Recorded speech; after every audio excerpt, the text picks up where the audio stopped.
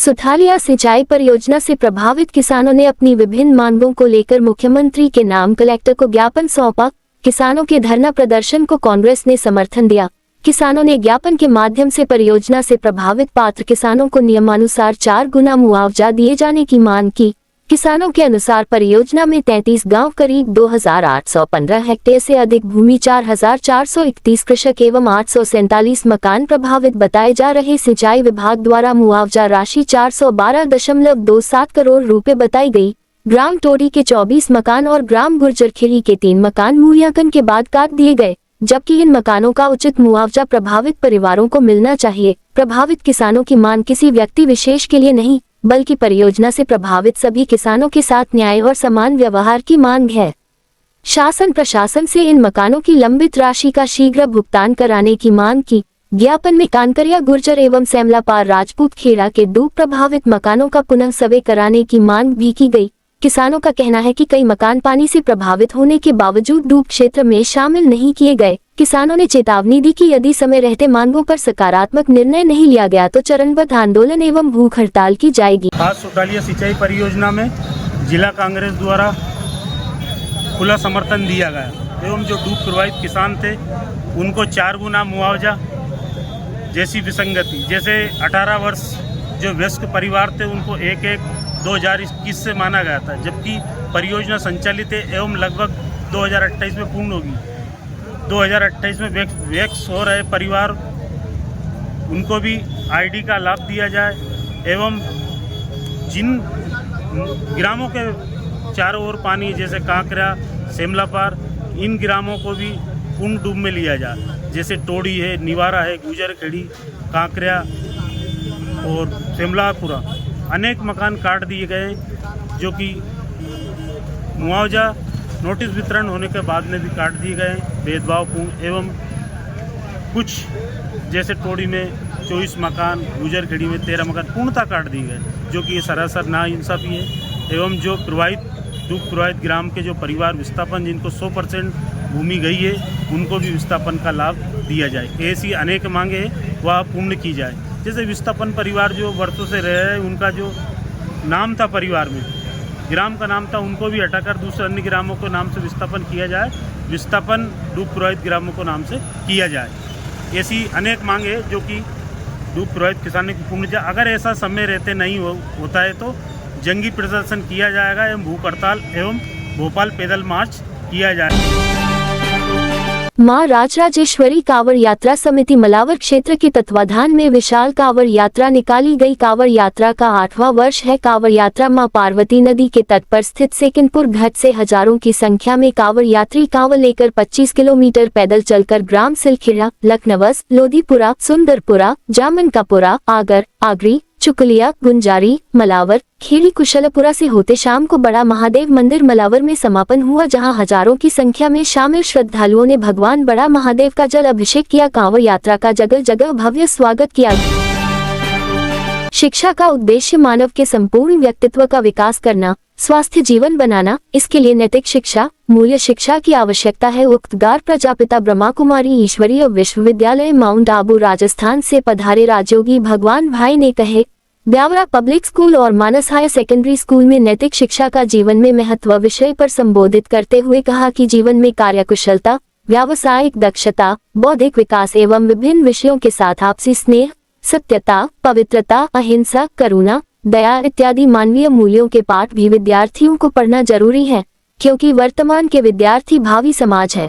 उन्होंने कहा कि मानवीय मूल्यों के ह्रास के कारण समाज में हिंसक वृत्ति बढ़ती जा रही। शिक्षा लेने के बाद सभी को नकारात्मक से, व्यर्थों से, तनाव से, व्यसनों, विकारों से मुक्त होना ही ऐसी शिक्षा की आवश्यकता आज युवाओं को है। शिक्षा के ह्रास का कारण मानव संबंधों में तनाव, अविश्वास, अशांति बढ़ती जा रही है, फलस्वरूप सामाजिक हिंसा भी बढ़ रही। उन्होंने बताया कि स्कूलों से पढ़कर विद्यार्थी समाज के हर क्षेत्र में जाता है। समाज को बेहतर बनाने के लिए विद्यार्थी जीवन में शिक्षा की आवश्यकता है। भावी समाज को अच्छा बनाना है।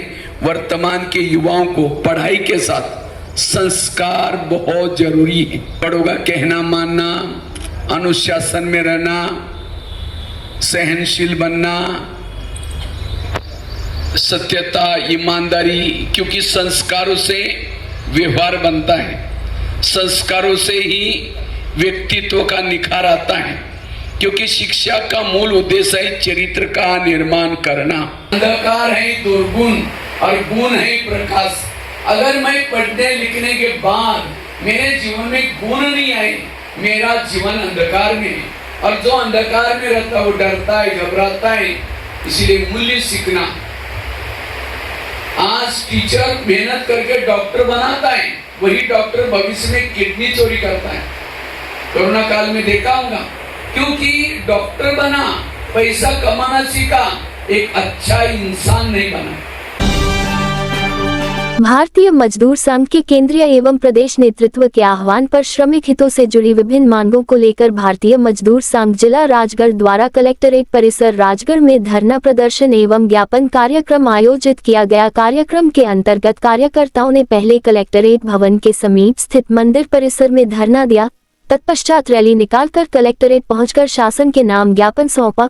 ज्ञापन के माध्यम से श्रमिकों की विभिन्न लंबित मांगों को प्रमुखता से उठाते हुए न्यूनतम मजदूरी में वृद्धि, सामाजिक सुरक्षा योजनाओं का प्रभावी क्रियान्वयन, समान कार्य के लिए समान वेतन, श्रम कानूनों में श्रमिक विरोधी प्रावधानों को समाप्त करने तथा असंगठित क्षेत्र के श्रमिकों को अधिक संरक्षण प्रदान करने की मांग की। वक्ताओं ने कहा कि देश की आर्थिक प्रगति में श्रमिकों की महत्वपूर्ण भूमिका है, इसलिए सरकार को उनकी समस्याओं के समाधान के लिए गंभीरता से कदम उठाने चाहिए। ज्ञापन का वाचन भारतीय मजदूर संघ के जिला मंत्री संजय शेखर शर्मा ने किया। उपस्थित कार्यकर्ताओं ने श्रमिक हितों की मांगों के शीघ्र निराकरण की मांग करते हुए आंदोलन को आगे भी जारी रखने का संकल्प लिया।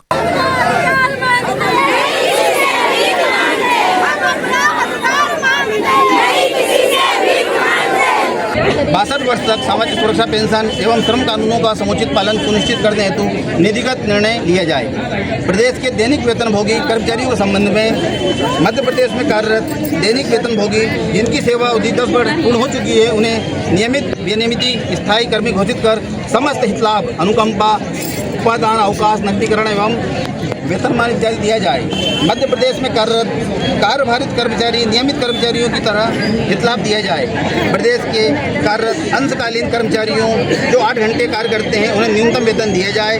मध्य प्रदेश के समस्त नगर निगम, नगर पालिका, नगर परिषद में कार्यरत सफाई कामगार दैनिक वेतनभोगी, अस्थायी दैनिक वेतनभोगी जिनको कार्य करते हुए 10 वर्ष पूर्ण हो गए, उनको नियमित किया जाए।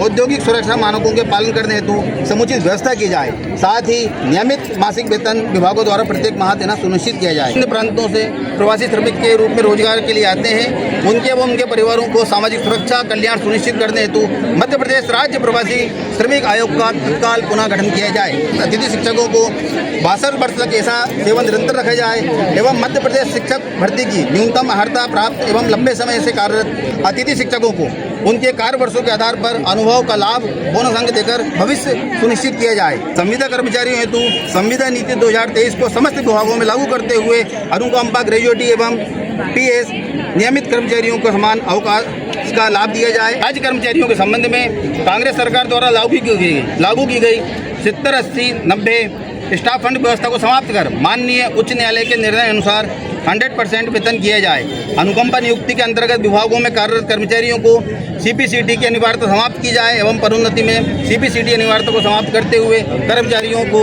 सीपीसीटी के आधार पर सेवा से पृथक न किया जाए। महिला बाल विकास में जो आंगनबाड़ी कार्यकर्ता के सुपरवाइजर पद पर पदोन्नति की आयु सीमा का बंधन हटाया जाए एवं बिना परीक्षा के 50% पदों पर सीधे विभागीय पदोन्नति दी जाए। मध्य प्रदेश में कार्यरत रोजगार सहायकों को जिला संपर्क कर पंचायत सहायक सीटों पद पर पदोन्नत किया जाए।